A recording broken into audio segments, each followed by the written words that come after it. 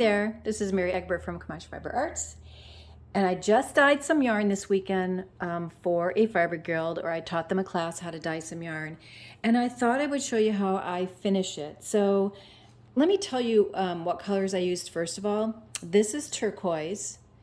Somewhere in here was magenta.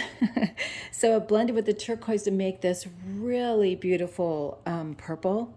And then I used a bright yellow and it blended with the magenta to make this really beautiful orange. So it's only 3 colors, but blended into so many different colors, and I am in love.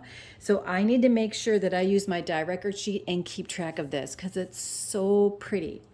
All right, so what I did is a bunch of little samples. They're 0.8 ounces of wool. It's from Wool to Dye For. It is a 100% Peruvian wool. And it's a great place to get undyed yarn if you want to dye it yourself. All right, so I teach this technique in my online dyeing class at the Camaj School of Fiber Arts. I show this exact technique, and you can use so many different colorways, and then I show you how to mix colors and how to decide what colors will turn into what colors when you put them side by side.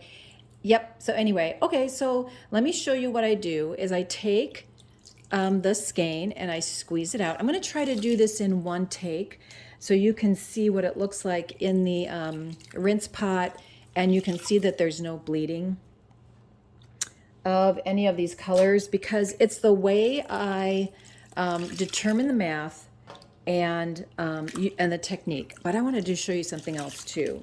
So look at, see this, the color didn't quite take in that area, and there is a reason why.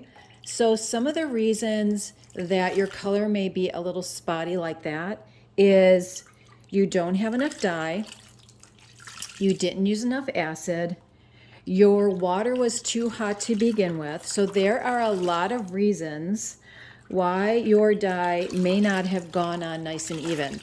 Now, the dye didn't go on even for me because I had the water too hot to begin with because I needed to heat up the pan and the class started talking. So it was just too hot to begin with. But anyway, it's still beautiful. Okay, and then I take a pot of plain clear water and I put in a little glug of Kookaburra wash, or you can use any soap that you would use for your fine woolens. I don't usually use Dawn because, I usually tell people, well, what do you wash your sweaters in? If you use Dawn to wash your sweaters, then you can use Dawn to finish your wool. But if you don't, then don't. Okay, so here is the yarn. I'm going to place it in the pot to get it, to neutralize that acid because I used acid to dye it. And I just like to wash it and get it ready to dry. But I wanted to show you. See, there's no bleeding of any of that turquoise or the magenta or the yellow. These are leveling acid dyes. And, oh, let me show you what type of dye I used. Oh, I'm going to have, tell you what, I'll show you in a minute. I don't want to like cut this recording, but I'll show you in a second. Okay, so then I take this out. After it's, I don't let it sit very long. There's no reason to. I just want to kind of wash it. And then I'll rinse it. I want to rinse out that soap.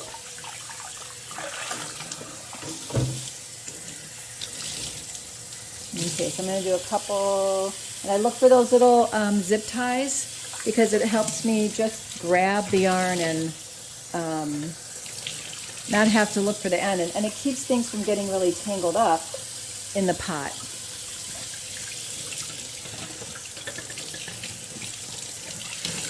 Okay, so I've got the 3. Now I'm going to take it over to my spin dryer. And this is the floor model spin dryer. This is the Nina Soft, but they have a different brand right now because the Nina Soft is not being manufactured anymore. You'll just have to kind of look at it. Okay, see that little pot I put at the bottom? It has a drain, and if you don't put that down there, it will leak all over your floor. All right, so I'm going to throw these in, put in that little thing there, and close it, and it automatically turns on. And that will rinse out all the water. which is really nice because then it dries really fast. Okay, so let's check it out.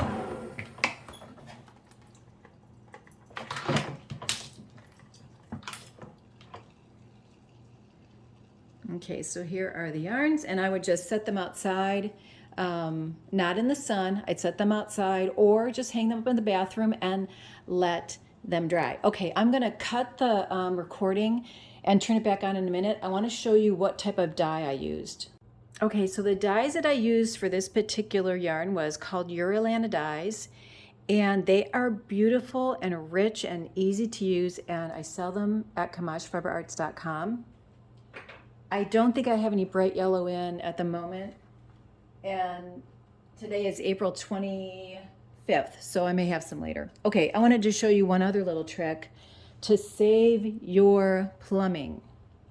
So when you dye yarn, you put acid in the water because you need the acid for the dye to strike to the wool. So what happens is if you dump this wastewater down your drain and it's acidic, it's going to corrode your pipes over a period of time. So you want to add a little baking soda to the water, and you don't need a whole lot. But let me show you how it changes the acidity. So this is probably a good 7 or 8. So it's more on the alkaline side. This will not harm your pipes. So save yourself a bunch of plumbing money. Okay, so here is the yarn, and there's the yarn. Oh my gosh, so pretty. Oh, I love that. Love it, love it, love it. And this is how it knits up. It knits up in sort of a self-striping way, and here's a different color. So if you want to learn how to dye this yarn just like this, it's in my dyeing class at Camaj School of Fiber Arts. It is in the big extravaganza class, which I did last year. It's a full year, 12 modules, 244 lessons on spinning, prepping, dyeing. There's even a class on small business at the very end. But if you just want the dyeing part, I broke those modules out just for the dyeing people. And yeah, head over to the School of Camaj Fiber Arts and see all the classes I have for you. And hey, thanks for watching. I'll talk to you soon.